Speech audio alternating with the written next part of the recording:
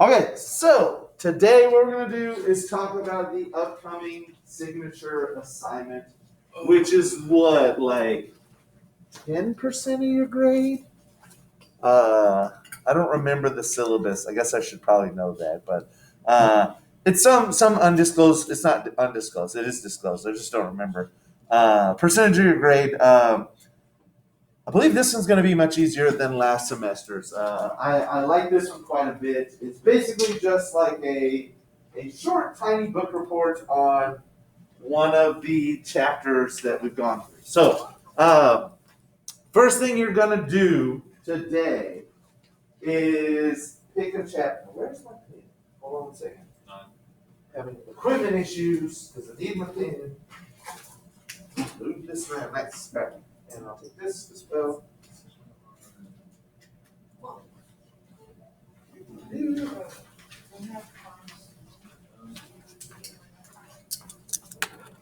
Okay, so where are we at? Where are we at? First thing you're going to do, well, not first thing, but we're going to talk about it first, and then you're going to want to do this today just to get it out of the way. You're going to pick a chapter. Basically, we have all these chapters that we've gone through. The only chapter I'm going to not let you pick is chapter 2 because there's not really anything for you to do for chapter 2. Chapter 1 you can use, but you'll see on the list, I've got a couple asterisks. There's just not a lot of info there. You might have to do some more research outside of the PowerPoint. But the rest should be perfectly fine. So ideally, I don't want everybody bunching up into the same chapter. So no more than 2 people per chapter. But ideally, you want to pick a chapter you're somewhat interested in. So as you're writing this out, you're not like, who cares? But let's be honest, the person who gets, unless someone just happens to really be into wildfires, whoever gets the wildfire chapter is probably going to be like, I don't really care all that much. So some things are a little bit more exciting and poppy than other things, but remember, it's just a report for school. So the whole idea here is you pick a chapter, and in that chapter, let's just randomly pick number 8. I don't know if this one's going to be super great or not, but in that chapter, and for every chapter this semester, we have started off after they go through the summary stuff. Wait, does this not have it? No, this does have it. They go to an example. I've been calling them case studies. I think it was another set of PowerPoints that actually had the little title case study up there. But these are essentially a case study in the thing that they're talking about for that chapter. So this chapter is subsidence and soil. And so it's soil issues and the sinking of land. And so the example for this chapter is Venice is sinking. So right at the beginning of the chapter, after you get through the learning objective slide, they go into a slide about Venice. And they tell you about Venice, what the problem is, what's going on. This particular chapter doesn't have a second slide, but sometimes there's a second slide. So just find the slide at the beginning for the thing that you're talking about. And then also at the end of the chapter, so after we learn about all of these concepts, right before they get to the summary, there should be some more slides about that particular thing that we were talking about. So, for example, here, I don't know how many they have. At the end of the chapter, yes, we have another 4 slides about Venice. So total in this PowerPoint, you got 5 slides about Venice. And that at the very least can get you a lot of information to get going. It may not answer every question you have, but it'll give you enough information where you can start to do searches. You can end up on Wikipedia or some other website and get a little bit more information about it. So the question now is, what am I looking for? What am I going to write? So if you go to Canvas, on Canvas, I think towards the bottom of the page, I know y'all's looks slightly different than mine does, but if you click on home, it's got all the PowerPoints, which you'll need the PowerPoints to look at anyways. And at the very bottom, you should see the signature assignment paper. And so if you click on this, this is just a generic Word document. You can copy a version of your own, just download a version and kind of rename it with your name in the title. And that way you can type on it and email it to me. Or should I find a way for you to submit on Canvas? We'll see. I'll figure out how to submit it later. But let's look at what this is basically asking you to write. And for each of these, I want like at least a sentence or two, as much detail as you can, hopefully a small paragraph. I do realize that on some of these things, you're not going to be able to get a small paragraph. Like, so date and location for the sinking of Venice. Well, let's put it this way. If you're doing like a volcanic eruption, like Mount St. Helens has a very specific date and time that it exploded on. So you can just put that date and time, but you could also put scientists noticed activity of Mount St. Helens for several weeks before the eruption, and after the eruption, the ash cloud was being emitted for several weeks afterwards.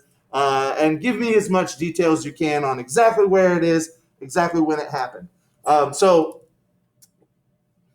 that's kind of what I wanted to stress is obviously this is kind of open-ended. It's not multiple choice. It's more like a short answer kind of essay thing.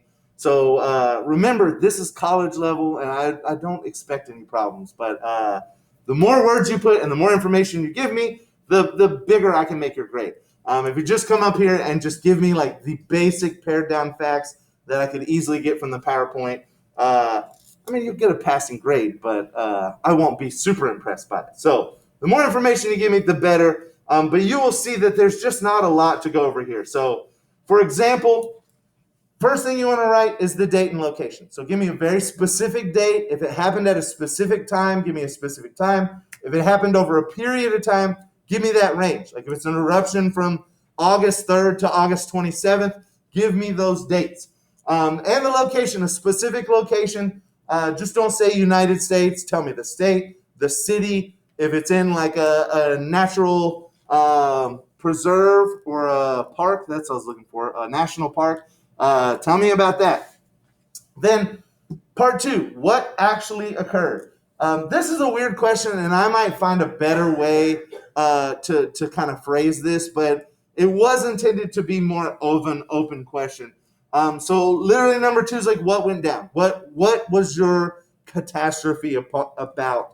And so, for example, if you have the Venice is sinking part, you want to give me more than just Venice is sinking. You want to tell me about how the town was built on a poor foundation, how it originally wasn't very high above sea level, and all the different things over many different years that the Venetian people have kind of done to keep their city above sea level. There's a lot to give there, and obviously, you know, I don't even want like a half a page on each of these. That's way too much. But give me a short paragraph. Give me a couple sentences. Basically, try to explain this event as if I was a person that knew nothing about it. That you were the expert here, and I am the amateur, and you're trying to just get across to me exactly what happened in this event and why it's important. Number three, over what time period? This kind of relates back to the date and location. Maybe I do need to change that one. Over what time period? Let me figure out a different way to kind of talk about that. Because for some people, this is going to make sense. For other people, it's going to be a little bit different.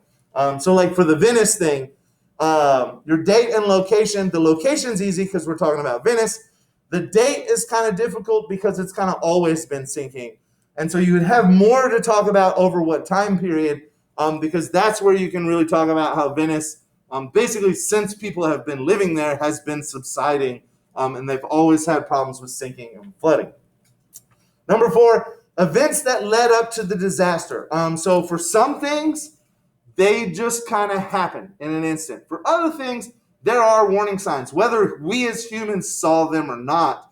And so, like the events that are leading up to the Venice disaster, if you want to take Venice as the example, you've constantly had the sinking going on.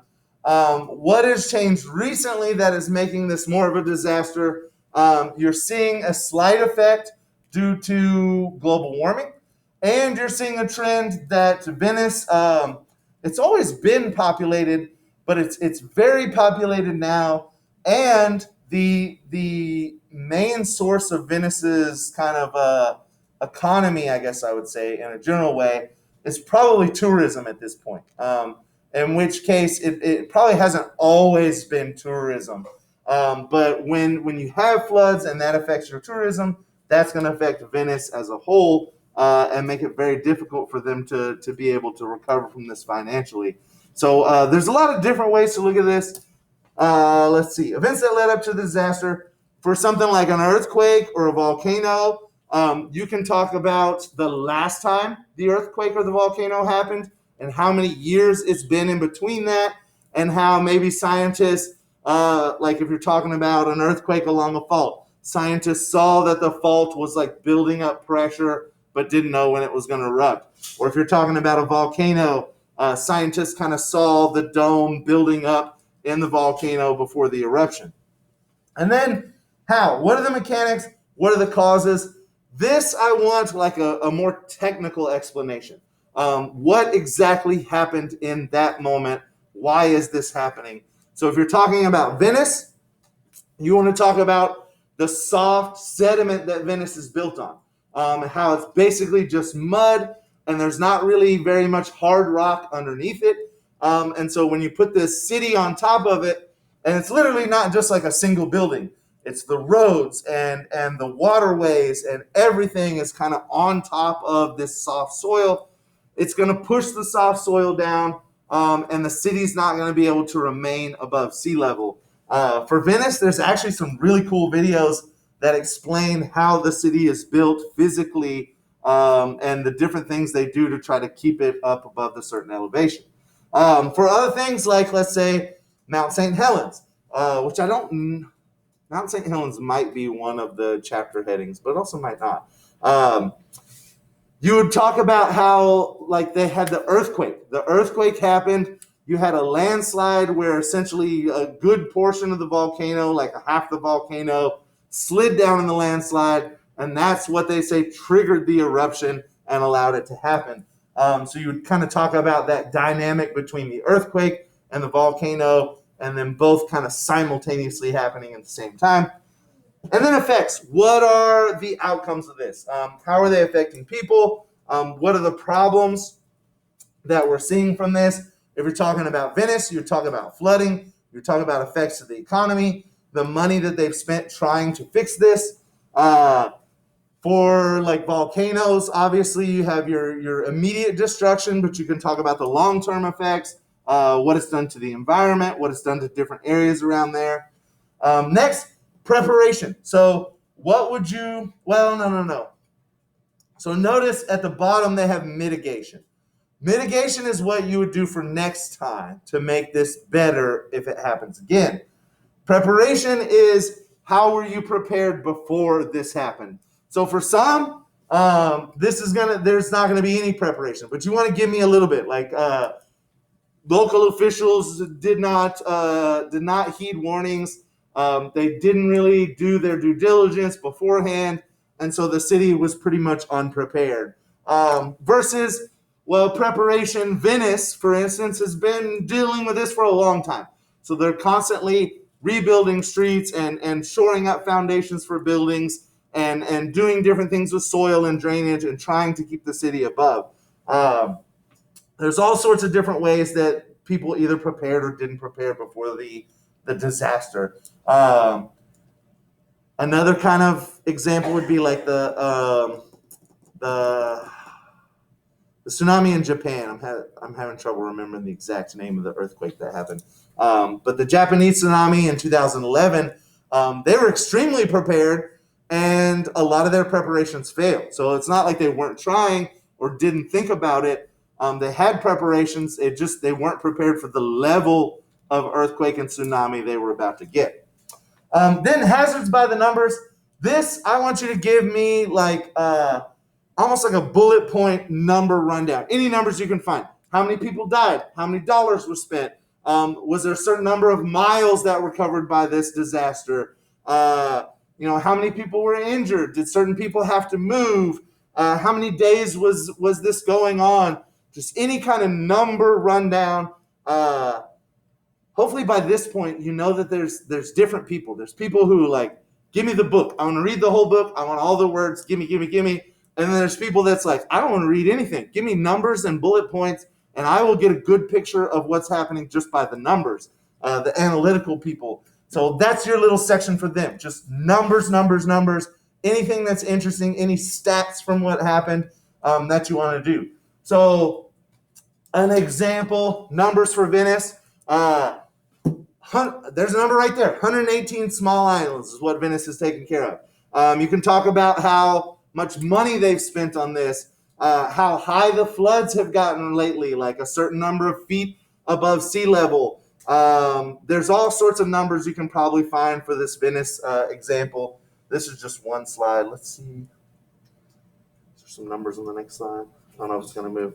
Yeah, you could get a couple stats about this big barrier that they built, how long it is, how much money they spent on it, when they expect it to be completed. I think it's completed now, but it's not fully functional. They're still working on it.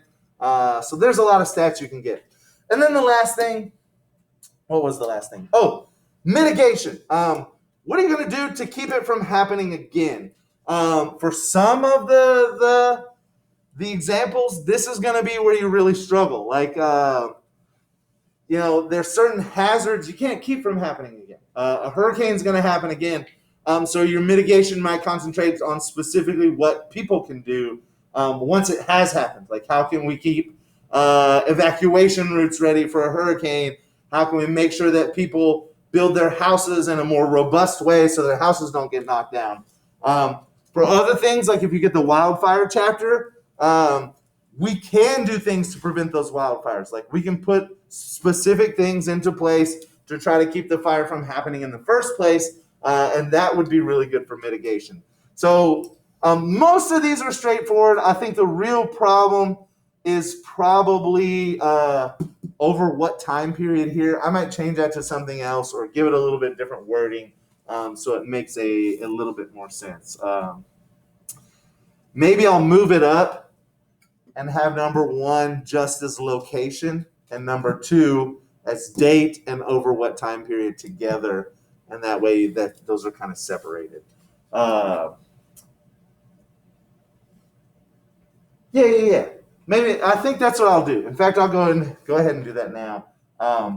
Number 1 would be like location and setting. So instead of just physical location, like what kind of stuff are you talking about? Like for instance, Venice.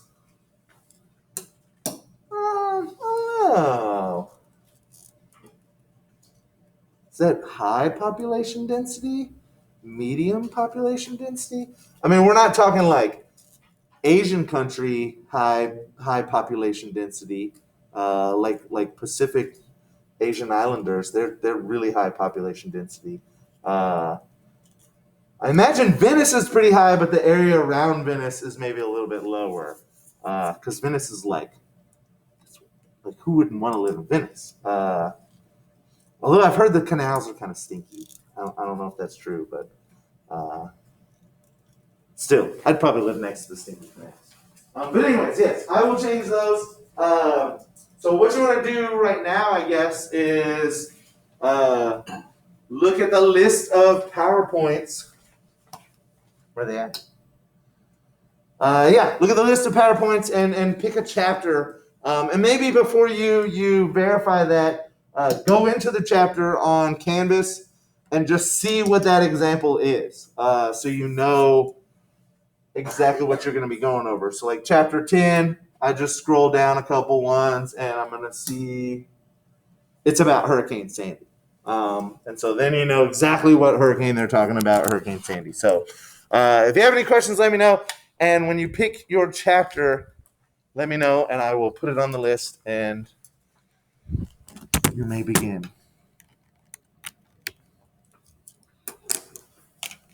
So for chapter 13,